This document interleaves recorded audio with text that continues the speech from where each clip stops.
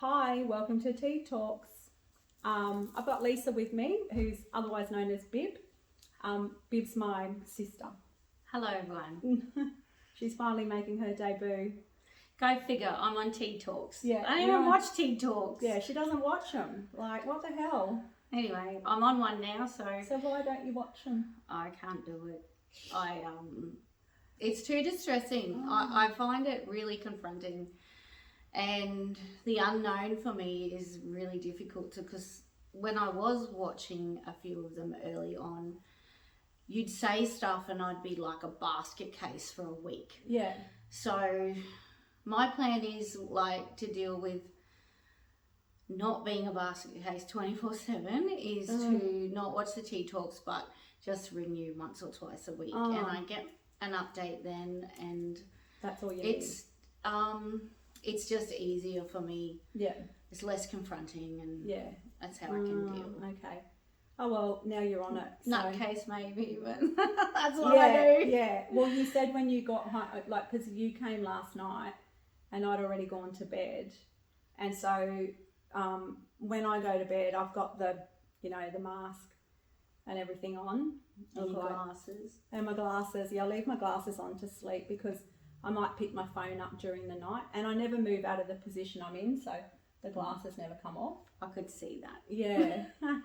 You were like also confronting. Yeah. You were like, I was like, oh god. Yeah. Because last time I was here, you weren't really that like that.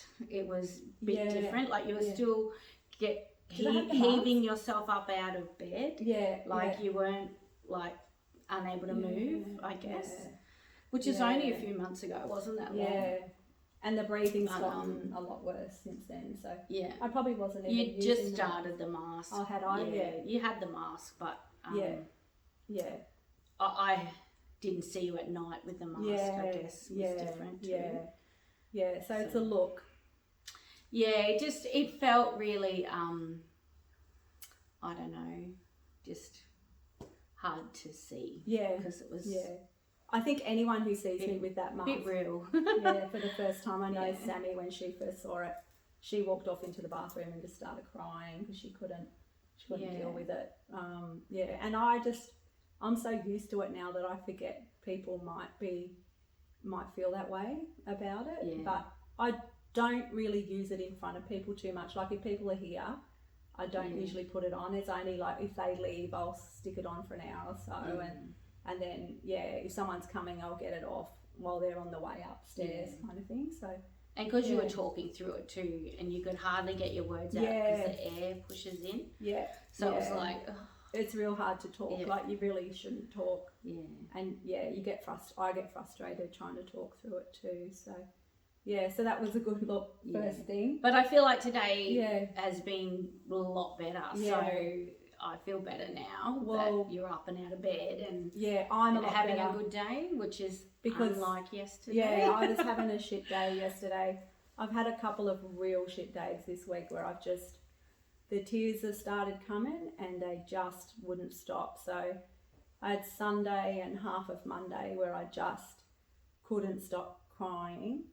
Sammy ended up bundling me in the car and taking me down to the beach on Sunday afternoon just to get some, I don't know, we say the beach is good for the soul. We didn't even get out of the car, but it was just to get out of the house and sit down at the beach. We stayed down there about an hour and came home, and then I was a bit better, but for some reason on Sunday night I was in a lot of pain, and so we took 2 doses of the morphine, and then I wasn't sure if that was the morphine or the pain, but I ended up like vomiting, and I couldn't vomit because I hadn't eaten anything, but just dry reaching, and oh my god, it was a mess. It was like every hour for about 3 hours, and poor kids like Max and Sammy were here trying to help me and not knowing what to do and wondering whether we should go to the hospital or not. And in the end we rang Steph, and she gave a few suggestions, and we ended up getting to bed anyway. The deal was I'd go to bed, and if I didn't feel any better in an hour I'd go to hospital, but I did feel better and went to sleep, so it was all good. But then it was like something just shifted. Like Monday lunchtime I got better again, And then I had a really good day on Tuesday, and then by Wednesday I was just a mess again. I couldn't stop crying, and I had some really, really good friends coming down.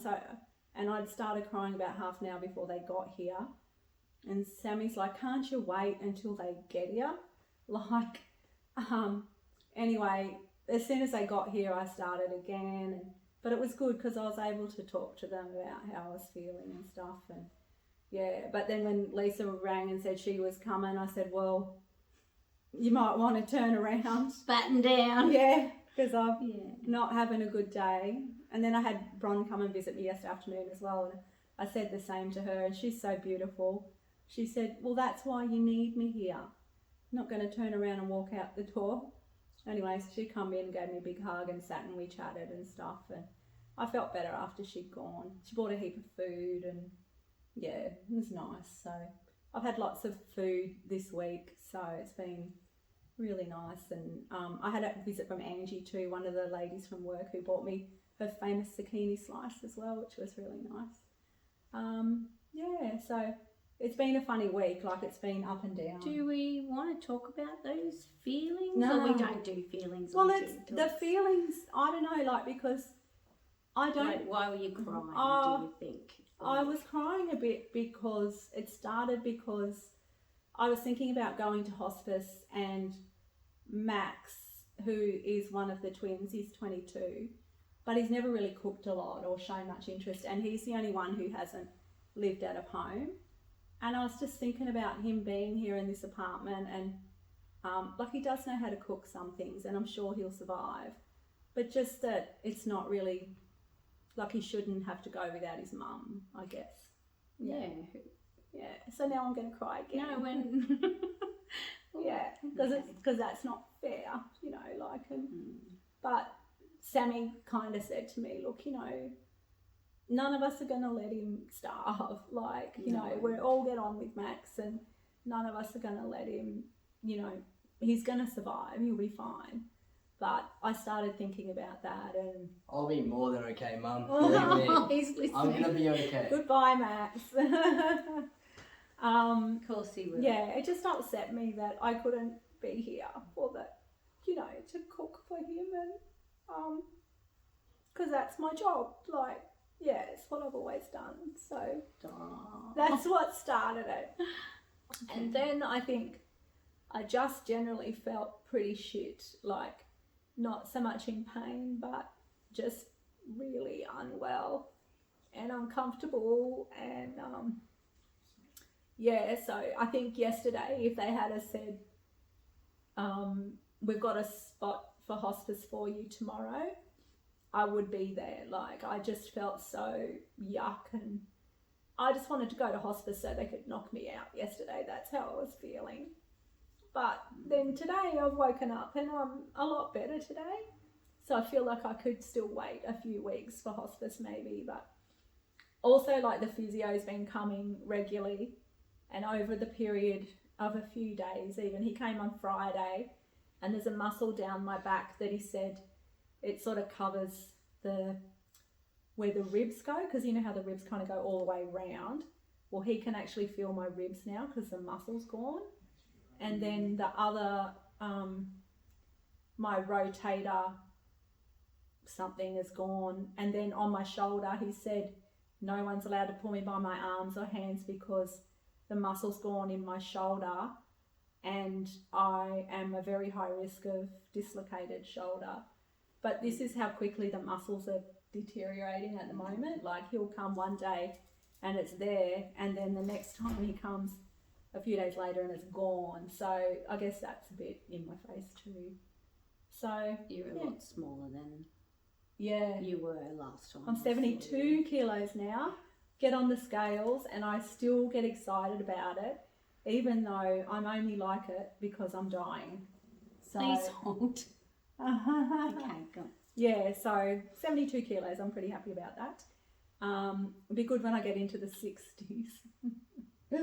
And like Sammy will say to me, good but not good. I shouldn't be laughing about this, but I'm still excited for you with the weight. Like, you got to have some wins. Every girl's dream, really, isn't it? Let's be honest. Yeah. But I've hardly eaten. I'm just bare minimum with food, like probably 1 meal a day most days. I've eaten a bit today, just picky. Had a bit of a picky kind of. Pretty good. I've done pretty well today, but yeah. Mum and Verna brought round some mushroom pastries. Yeah, so they were yummy. So I've had about 4 of them. They were nice.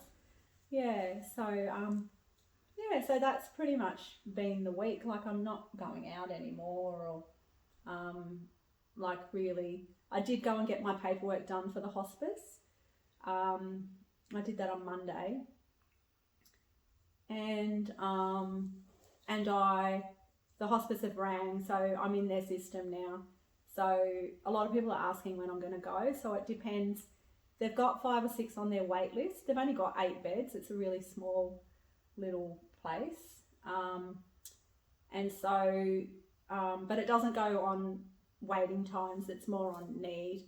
And they did say that I was on like an emergency kind of something, I don't know. So I figured I was next higher up the list. Yeah. I think I'm pretty high risk because I've had a few falls. So that's a bit of a worry. And because of the breathing, the amount of time I'm on the BiPAP machine. Because some people say, like, I can't believe you're going to hospice, you're still talking and stuff too, but as I've said before, I'm not getting that one.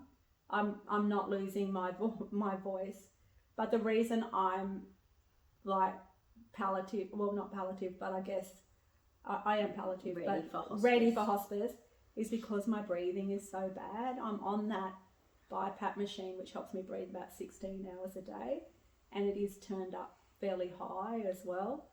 So, and also the lifting and the really you're shuffling around now on the walker, dangerous. Which is it's not really very safe. So I don't feel safe at home because I know hospice nurses can come to your home as well, but I don't feel safe. Like my shower, I really don't feel safe getting in and out of the shower. The toilet, like yesterday, shower and toilet, I just was like, God, it's such an effort for me to go that I really don't want to. If I can choose not to have a shower, I don't. We just have a wipe over, but the toilet you still got to go, and it just takes everything I've got to go. So just for comfort alone, like why not be comfortable? Because they've got the equipment there, and so it'll just be better. It was really a hard one to hear that you're going to hospice, but totally understand that choice now. Like it's kind of end of the road though, isn't it? I think that's why it's so confronting. Yeah, but when you look and see how I'm managing here, like I'm not 100% comfortable. And I was saying to my friends that came yesterday, I kind of feel like at the moment quality of life is probably starting to dwindle a little bit. Whereas before, like I always I had good things happening, and I still can sit on the balcony and enjoy the sun, and I love doing that, but I'm just not comfortable a lot of the time. So I guess that impacts on my quality of life too, which I've kind of said, like, I don't really... So quality now is being comfortable. Hey? Yeah, and I'm not comfortable, so so that's kind of where we're at this week. So I have to wait for a spot, which, you know what that means? Someone's got to... Don't. I suppose someone's got to kick the bucket, or they do have a respite there as well, so I guess someone on respite might leave. There is emergency, like if I got stuck and I needed a spot, what they could do was send me to a palliative care hospital and then move me once there was a spot available. So if things got dire, like if I had 4 or 5 days like I had yesterday, I'd be ringing and saying I need to go because I just can't do it anymore. But today I felt a bit better, and so today you've been really good. I can hang on for a bit longer. What you said you were like yesterday and the day before. It's been shocking. So must have been due for a good one. Yeah, due for a good day. It's tea which talk has been day. really nice. Yeah, you didn't really need to come and have me bawling all That's day. okay. So We can deal. yeah. We're famous on suppressing our tears, but they're Not coming. doing real good at it at the moment. No, we failed miserably yesterday. But it was good because the people that were here were just such good friends, and I knew it didn't matter that I was like that. So, because normally I'd be ringing up and saying don't come or something, but I just knew I could talk to them, and it did me a lot of good to be able to talk to them. And for them to listen too, because that's hard also when someone's really distressed to sit and listen. So, like, I'm lucky to have such good friends and family around me that let me do that. So, and well, you're going through a lot of grief, Yeah. so it's okay to be. yeah, and I think It's my okay to grief, cry. like Lynn, one of the ladies that I used to work with, she's a dear friend, and she was saying to me, I did it on TikTok, like, she said, they're losing you, they're losing one person, but you're losing everybody. And when you think of it like that, like, I am starting to kind of grieve for the people that I'm not going to have anymore. And yeah, so I guess if you think of it like that, like, Lynn always knows what to say. She's so good, but yeah, it's true. It really made me think, like, it's not only the people, it's the life that I had and the life that I've got now even, you know, like the life that I had a year ago was so different to the life that I've got now. So there's a lot of loss, I suppose. So yeah. Huge. Yeah. Like, I think, how am I going to live life without you? But you're thinking, I don't get any of that. Yeah. You used to have life, like, and I feel guilty of even thinking that sometimes because, like, I've still got my life. Yeah. But you But I'm going to miss everyone too. Like, you know, it's all very well to say you're going off up into this fancy place. Yeah, that's what I mean. Yeah, but you don't have your people. And someone, just to make it a bit lighter for a minute, someone wrote on my TikTok, there's no TikTok in heaven. And I'm like, well, what am I going to do? Like, what am I going to do with myself if there's no TikTok? I've become so used to just using TikTok as a distraction and a way of getting me through that, so I was laughing about that the other day. I was like, bloody hell. There might be. I You get don't nothing. know that. How do they know that? They don't know I'll that. be a big influencer on the other side. Yeah. Yeah, I'll be it. Yeah, preparing now. Anyway, so that's about it for the week. You got anything else you want to add, or make me cry again? I just can't believe I just got on TikTok and it's not TikTok, it's what is it? Teen TikToks. Talks. And then you just cried the whole way. Yeah, well, you bloody know We weren't supposed to be doing crying. Oh, it's good, Okay. good content when you cry. Okay. No, I'm alright. Tears are good. I'm learning that. Thanks Yeah. everyone All for right. joining on TikTok. We're not on TikTok. Oh, hang We're on, on Teen Teen Talks. Talks. I get it so confused. See you next Bye, week. Teen Bye. Talks.